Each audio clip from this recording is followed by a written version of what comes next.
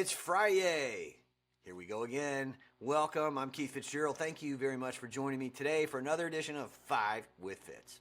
You know, I'm having a great time doing these videos, and I'm really appreciating all the wonderful commentary you're sending in. I was nervous when I started doing them because I didn't know if you'd find this kind of stuff appealing or helpful or even valuable. But here we are, and we're chugging along. So again, thanks for spending some time with me today. You know, to the markets. After weeks of doom and gloom and countless headlines telling you that the end of the financial world is upon us, the S&P 500 is headed for the longest winning streak in 20 years. Let that sink in. The longest winning streak in 20 years. Now, I told you point blank a while back, and repeatedly at that anybody who thought they were being smart by going to the sidelines would likely come to regret that move. Now, it seems I might have been onto something. Repeat after me. I mean it. Repeat after me, especially if you're scared or nervous or uncertain. You must be in to win if you want to win. That is how the game is played, my friends. The S&P 500 has returned 17.21% since putting in lows on April 7th.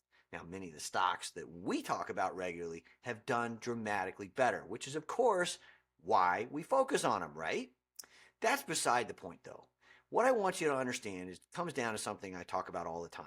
People want to blame politics, the markets, Martians, and a dozen other things for subpar results. But the answer to their problems is inevitably staring back at them in the mirror every single morning. You get that person under control, and the rest is easy-er. Anyway, here's my playbook today. Number 1, Apple is getting dinged again. Should you care? Not me. Jeffries slapped an underperform on Apple. It's tariffs, they say. Rosenblatt just flat out tapped out from neutral to buy, calling it a well-run company with muted growth. I mean, really? I love these guys. Firmly in command of the obvious and seemingly clueless about the future. I mean, they're smart, but Wall Street analysts live and die every 90 days. Apple's returned 33%. 194%, 617%, give or take, over the past 3, 5, and 10 years. And that is none too shabby for a muted company with limited prospects. I mean, really? Think about the numbers. Q2 revenue came in at $95.4 billion, beating expectations with EPS of 1.65, another March quarter record. iPhone sales topped $46.8 billion. China's sales edged out expectations, and the company continued doing what it does best, minting cash and returning it to its shareholders. Apple generated $24 billion with a B. Again, these are big numbers, folks, in operating cash flow. Returned $29 billion to shareholders, hiked its dividend by 4%, and greenlit a fresh $100 billion share buyback plan. But the real tell, that's not even the good stuff. The real tell, services revenue hit an all-time high, reinforcing something I've been saying all the time for years, that Apple's push towards high-margin recurring income that keeps users locked into the ecosystem is going to be the way to go, and not just for hardware, but for everything else wrapped around it. Here's the bottom line with Apple. Hardware brings them in, but services keeps them spending. So my take is very different from what you're going to hear on Wall Street today and all the hand-wringing and earnest analysts, oh, Apple this, woe is me. I think Apple hits all new all-time highs within 24 months, maybe even sooner. The investing tip here is real straightforward. Wall Street has the attention span of a gnat. And if you're a trader, fine. But if you're an investor, you need to think differently in terms of days, weeks, months, or even decades. And there's a chart in the written version of 5 of Fitz today that I want you to cut out, tape to your mirror if you have to, put it on your monitor, put it on your photos on your smartphone. Every time you get nervous, look at the dang thing, because I think it's going to go a long way to helping you calm down and focus on profits that matter over time. Number 2, crude reality check. Chevron is still a beast. Chevron just posted a 30% drop in profit, missing on revenue, and is pulling back buybacks, now guiding to $2.5 billion to $3 billion for Q2, down from $3.9 billion in Q1. Now, the markets, of course, don't like that. Shares have dipped more than 2% as I'm recording this, as traders see soft oil prices, rising costs, and weaker refining margins as a sign to head for the exits. You know better, and so do I. Here's the thing. The market's once again acting like Chevron is going to go extinct. That it's just like another old line energy stock getting steamrolled by tariffs and OPEC plus output and the transition to renewables. I'm not sure, frankly, that we're looking at the same company. Chevron is still pumping out 3.35 million barrels a day, generating billions in free cash flow, and managing capital with discipline. This quarter's pain was largely cyclical, not structural, and it's a nuance that investors will understand even if traders can't be bothered. The energy demand story is far from over, and dinosaur juice, like I call it, still fuels the global economy. I mean, it's just no two ways about it, and it's going to fuel the global economy for decades. The investing tip in this case is very simple. When a world-class company like Chevron gets priced like it's disappearing, it's often exactly when you want to start paying attention, especially if you're buying with a long-term mindset, an eye on yield, cash flow, and geopolitical leverage. Number 3.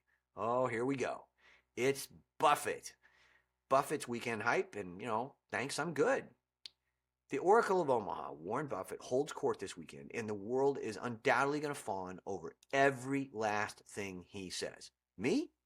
Not so much. Don't get me wrong. Buffett's a super smart guy. He's a legend and a well-regarded, well-respected, well-deserved legend. I mean that in the truest sense of the word. But as an investor, worshiping at the altar of value investing, like it's 1995, which is what a lot of investors do, misses the mark in today's markets. The world has changed, as have markets. Speed, scalability, liquidity, and innovation now drive returns, not just balance sheet bargains and moats that are carved in stone. Buffett buys what he understands, and that's fine.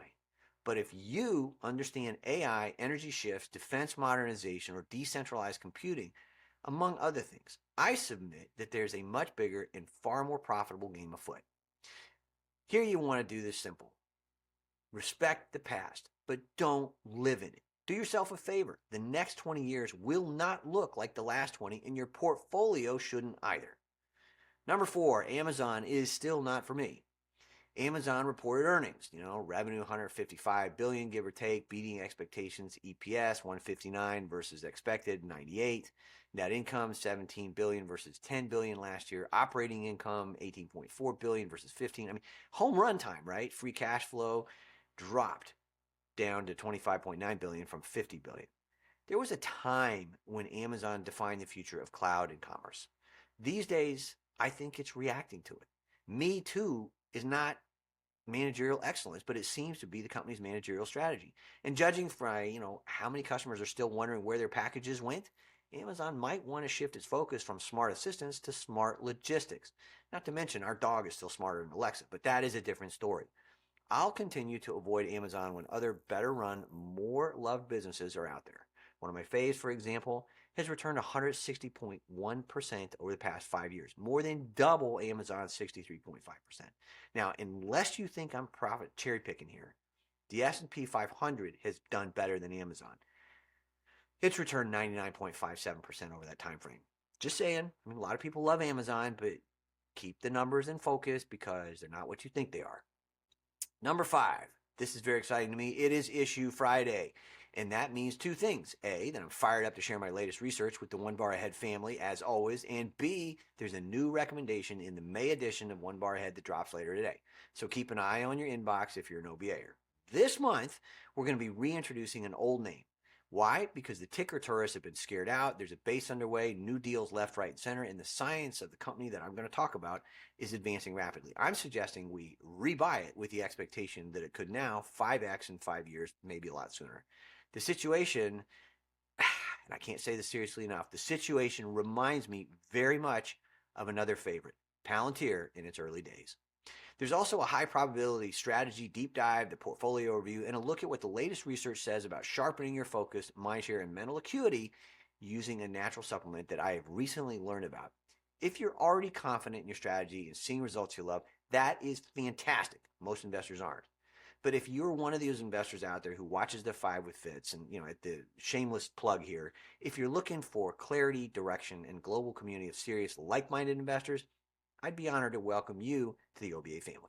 As always, I'm here if you need me, and I will see you soon. But, oh, you know what? I almost forgot the bottom line. It's Friday, and I'm already out of the office checking out anyway. Scores of investors want to wait for confirmation or retest, and that's okay. It worked for a long time. But today's markets are very different. Today's markets, you got to take the risk or you lose the chance. Smartly, of course. You got this, I promise. And now, and as always, make it a great day and finish the week strong. See you Monday.